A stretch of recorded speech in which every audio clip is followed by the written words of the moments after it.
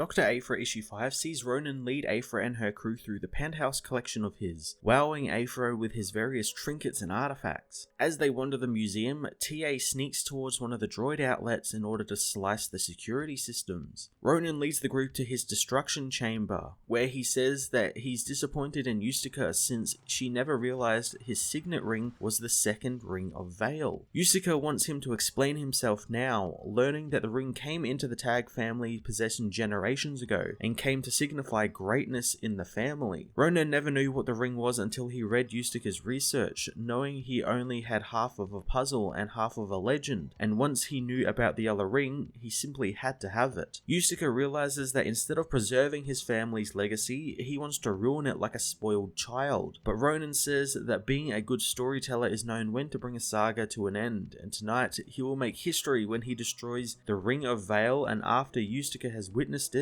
he will kill her and the last memories of the rings in the galaxy. Aphra tells him to wait, since while his family is indeed great and famous, like Cassio Tag serving Lord Vader and the beautiful Dominia Tag, what about Ronan? Aphra explains that Ronan is swimming in a sea of greatness, but it's hard to distinguish himself from the others since there is only so much he can break to get his family's attention, and maybe he doesn't need to have to destroy the rings, since the legends say that they provide both eternal life and incredible fortune, enough to seize control of his family's dynasty and rule it forever. Ronan knows that she's trying to convince him that the legends of the rings are true, but Aphra wants to give him a demonstration of the rings' powers. She pushes Ustica over to Ronan, telling him which hands the rings go on. Detta demands to know what she's going to do, but Aphra merely states that she's testing the students' theories, since if they are right, the rings won't kill Ustica, but if she's wrong, Ronan will still stand as the man who destroyed the rings as well as the foremost expert on them and her knowledge. The disintegration chamber is sealed with Ustica inside as the worried Aphra tells her to put the rings on as TA slices into the room's computer. Ronan pushes the button and there is a bright light, but Ustica isn't disintegrated thanks to the rings. The woman is as shocked as Ronan as he barges into the room, taking the rings and putting them on himself, thinking maybe the legends do have some weight to them, and if they do, the rings will turn him into a god with more power than the Emperor himself. Aphra kicks Ronan into the sealed chamber, shutting the doors, wondering what she could do with the sliced security systems now. Tag's men soon come in, blasters firing, preventing Aphra from working the controls. Detta unsheathes her hidden needles, giving Aphra 30 seconds to get to work. Aphra works the controls as best she can with her hands tied up, as Detta is soon knocked out by the guards, but Aphra manages to arm the disintegration room, telling Ustica to push the button. The woman is worried about the rings, but there is no time to get them as she hits the button, blowing the entire room up with Ronan inside. Down in the casino, Lucky and Pac watch the news of the explosion up in the penthouse. Lucky says he's got to get back to work, heading off with his team as Aphra and the others recover from the explosion. Black Chrysanthemum manages to smash his way through the remaining guards as Detta frees Aphra from her bindings, telling Aphra the Wookiee got free thanks to her picking his lock during Tag's monologuing. Ustica knows that Ronan never could have survived that explosion and they need to get out of there before the fires get them. The group races to their ship as Lucky's team run in, told to stop them while he looks for Ronan. Entering the flaming building, Lucky finds the charred body of his boss, wondering how he's going to explain this to Domina. Later aboard the Archangel 4, the group pull together all the artifacts they stole from Ronan's collection on their way out. Aphra apologizes again to Ustica for almost killing her, knowing that if she had done the plan, it wouldn't have worked since the woman is a bit too honest. The professor knows that she could have been killed, but Aphra defends her slicing skills and TA's mission to hack Ronan's systems and control the disintegration chamber, making sure Ustica wasn't hurt. After a moment, Aphra says that she isn't good at trusting people or showing that she cares, but she knows that any of the artifacts should get Ustica reinstated at the Shadow University, and 2 or 3 more should give her back her tenure. Ustica can see that Aphra really does care, thanking her before thanking Detta for putting her life on the line,